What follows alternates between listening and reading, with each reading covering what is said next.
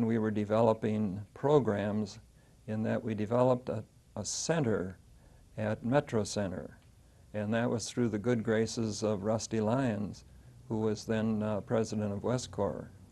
We went out and negotiated with him about setting up programs out there, and he said, well, come down and look at some square footage that we have in the basement. We went down, looked at it, drew it up, put classes there. I think we had 8 classrooms down in Metro Center.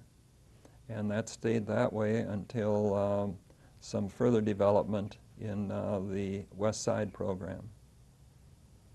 So what kind of classes did you offer in continuing education? Oh, we offered a very wide variety. Education classes, liberal arts classes, and any type that we thought would attract people out through the valley. Yes, we did some things in summer sessions that attracted people because by that time our classrooms were air-conditioned, and we were able to attract people here from all over the country because some of them would want to come for a quasi-vacation, and others would be coming from around the state to participate primarily in a graduate program.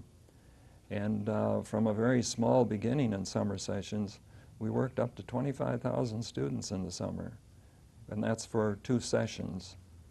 And we also ran some programs at Gamage Auditorium in the summer, which people said would never work, but they did, because people were looking for entertainment in the summer.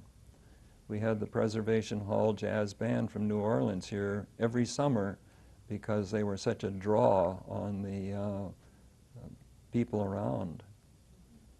And we did provide good services for people in the summers.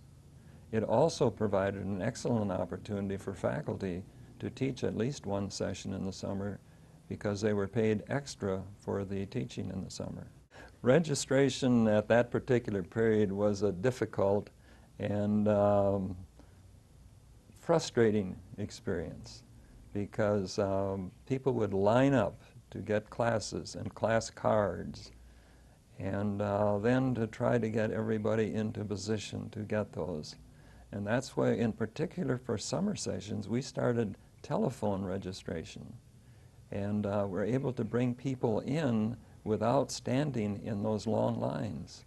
And that was a real benefit to the students because standing in line out in the heat discouraged many people. But where they could then telephone register and then eventually online register as they do now, that was a real benefit. And the registrar's office was extremely cooperative with us in that particular respect. We all set up at a table similar to one here and had boxes of these cards which identified each class, and then when a person signed up they would get a card which would allow them in, and they would be recorded that they were then a bona fide member of that class, and then they would go from there with all of these to pay their fees. So the faculty had to do it themselves? You didn't? Oh yes, we were all required to be there and to distribute the cards. Of course, that also gave us an opportunity to meet incoming students.